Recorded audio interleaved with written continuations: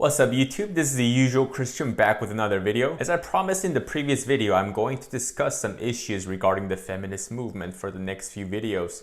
So this is technically the part 1. As you all know, on social media or on the news, issues about the movement is on almost every day. Like the famous hashtag Me Too movement or the Black Lives Matter. Yes, some of you might ask, what does Black Lives Matter has to do with the feminism? Throughout this series, I will explain how they're all correlated. I personally wasn't even aware of the existence of feminism up until the end of 2016 when the solo protest of Dr. Jordan Peterson went viral. It has definitely caught my attention and I started doing my own research, and it led me to discover more and more what it really is about. I'm guessing that many of you are slightly aware of what is going on, but it takes dedication to look thoroughly into the issue. Well, that's why I'm here, so you don't have to hassle studying something when you are already busy working. Before we begin, I'd like to let you know that this is part 1, the history of feminism. The reason why I broke down the issue into parts is because there are so many damn contents to cover and I didn't want to torture you with boredom, and history is rather boring. Also, I'd like to let you know that this is a brief history. So just a heads up to the people who might feel offended by oversimplification or overgeneralization. I'm not gonna go over every little detail.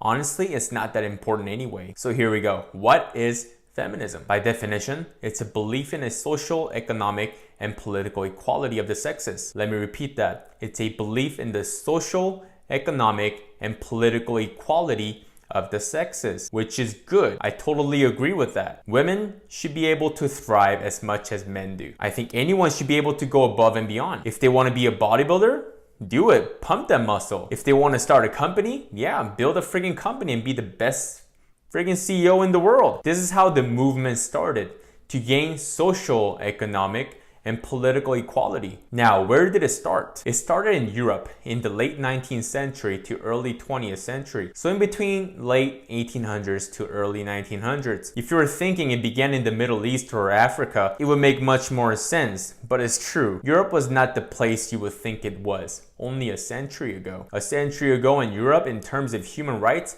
it was total chaos. Discrimination was everywhere. Like everybody was discriminated at the time. You name it. Racial, sexual, economical discrimination, discrimination against the foreigners, poor, labor workers, sexual minorities. It was total chaos. You have to remember this part because later in other videos, I will mention why these other discriminations are important. So it was total chaos. And in the midst of that, there was the feminist movement that arose along with other egalitarian movements like socialism or communism, which was about economic equality, even though it totally wasn't. So these movements weren't together in the beginning. Why? Women had no leisure to include others. I'm getting discriminated. I ain't got no goddamn time for other discriminated folks. So yeah, this is how it started. Anyway, although I have no clue who these historians are, but these historians call this the first wave feminism. I don't know who they are, but it just says that historians calls it first wave feminism. During this time, feminists focused on the women's sexual, reproductive, and economic rights, and particularly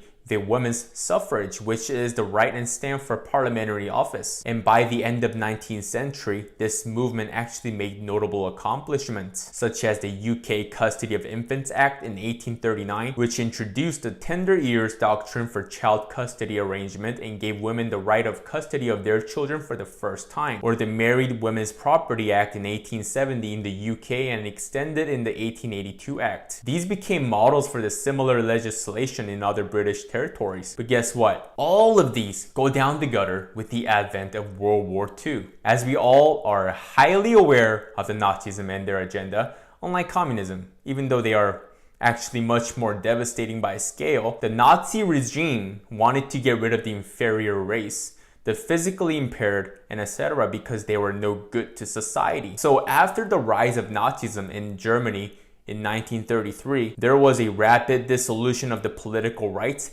and economic opportunities that feminists had fought for during the pre-war period and to some extent during the 1920s. So the feminists who participated in the movement before World War II are considered to be the liberal feminist, or just feminist, because they were the true feminists. In later videos, you will know exactly why it's not even feminism anymore. The reason why I'm stating this is that there was a change, a transformation of feminism after the war. Technological development after the war reduces the burden women carry, like the laundry machine, vacuum cleaner, baby formula, birth control, etc. So during this time, the quality of women's life improved relatively. Of course, they were also able to vote as well. So only the civil rights movement or sexual minorities were left in the egalitarian movement doing their own thing. And then, boom, out of nowhere, these feminists come into play again and start to demand radical changes in the 1970s. Although the quality of life for women has improved,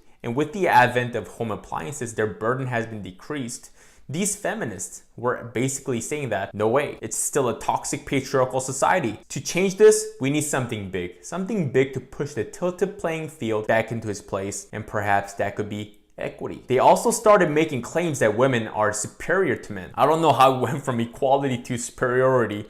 Where's the transition to that? So basically, the feminist movement after the 1970s, there is no logic, no rationality, no reasoning, no dialogue, no solutions. It's all about the identity politics. And these maniacs disappear again until 1990s and go back into action up until now. There is a question that erupts in my mind. What happened in the 1970s? A movement that started with a good cause, now disturbing every element of people's lives. What happened? It's not even women's equal rights movement anymore. It's a female supremacist movement. So there is the brief analysis on history of feminism, how it started and how it deformed. On the next video, I will discuss about the cringe triggering act of feminists and why it turned out to be like that. Also, I will discuss about how we should deal with it. Thanks for watching.